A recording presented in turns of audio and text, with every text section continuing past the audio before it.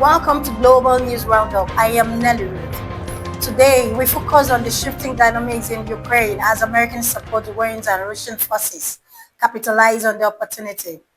We'll also look at political maneuvering in Washington and European responses to these developments. Additionally, we'll examine how standing up, the President Trump has boosted approval ratings for several world leaders and highlights developments from Bangladesh to Lesotho. The situation in Ukraine is deteriorating rapidly as U.S. support pulls back. First, the United States pours military aid to Ukraine, and now they've stopped intelligence sharing as well. President Volodymyr Zelensky has been quick to make overtures to Trump administration, but Russia is seizing the moment to intensify its campaign. In the past week alone, Russia has launched more than 180 drones targeting multiple locations across Ukraine. Russian forces have reportedly struck Ukrainian airfields, oil depots, and drone production facilities across 150 districts. Dmitry Medvedev, a close ally of Vladimir Putin, has laid out Russia's battlefield priorities clearly. Inflict maximum damage. The strategy appears to secure more ground before any peace negotiations begin. The pause in U.S. intelligence sharing represents a critical blow on Ukraine's defensive capabilities. Previously, Ukrainian forces relied heavily on American intelligence for early warning systems against aerial attack and for targeting Russian positions with weapons like HIMARS. Jake Sullivan, U.S. National Security Advisor, has described the situation as a pause, not an end. But for Ukraine, this poses as existential crisis if their defenses weaken further. Jake Sullivan, U.S. National Security Advisor, has described the situation as a pause, not an end. But for Ukraine, this poses as existential crisis. If their defenses weaken further, territorial losses could become irreversible. Reports from U.S. media suggest that Trump officials are reaching out to Zelensky's political rivals in Ukraine, including former Prime Minister Yulia Tymoshenko and former President Petro Poroshenko. The goal appears to be understanding their appetite for elections and how they would handle the war if they were in power. President Trump has made his feelings about Zelensky clear, suggesting after their 10th White House meeting, if somebody doesn't want to make a deal, that person won't be around very long. Should elections be held in Ukraine, polling shows Zelensky still leads with 44% support, though this is down from his wartime highs. His closest challenger, independent leader Valery, stands at 21%. European leaders have gathered in Brussels for yet another summit in Ukraine and European security.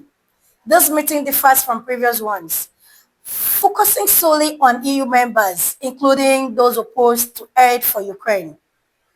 European Commission President Ursula has unveiled a plan called Rem Europe, calling for the mobilization of 800 billion euros over 4 years of defense investment. French President Emmanuel Macron has made perhaps the most dramatic proposal, suggesting opening a debate about extending France's nuclear umbrella to protect other European nations, a move that signals the depth of European concerns. Interestingly, standing up to President Trump has proven to be a political lifeline for several world leaders facing declining popularities at home. Canadian Prime Minister Justin Trudeau, whose approval ratings were in free fall and whose party was 6 points behind in polls, has seen a remarkable turnaround.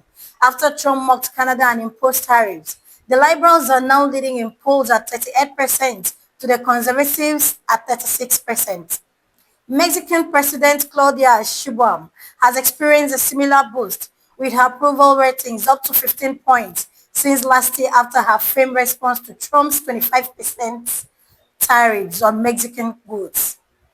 In the UK, Prime Minister Keir Starmer's ratings have reached a 6-month high, rising from 26% in February to 31% now, following his meetings with President Trump and support for Ukraine. Bangladesh interim leader Mohammed says that former Prime Minister Sheikh Hasina will stand trial for crimes against humanity, even in absentia. Hasina has been living in India since last August. Sri Lankan police are hunting for their own police chief, who has been missing since a court ordered his arrest over allegations that he authorized an illegal hotel raid in 2023. Portugal faces the possibility of early elections due to the controversy involving its prime minister, who is embroiled in conflict of interest scandal. China has announced its defense budget for the year at 245 billion US dollars, a 7% increase from last year despite economic challenges. This positions China as the world's second largest military spender after the United States. President Trump's recent remark about Lesotho being a country nobody has ever heard of has sparked outrage. Lesotho's government has announced plans to send an official protest letter to Washington, with Foreign Affairs Minister Lodron Botjana describing the comment as shocking and embarrassing. That's a global roundup for today. Thank you for watching, and we'll see you tomorrow with more developments from around the world. Remember to like, subscribe, and share.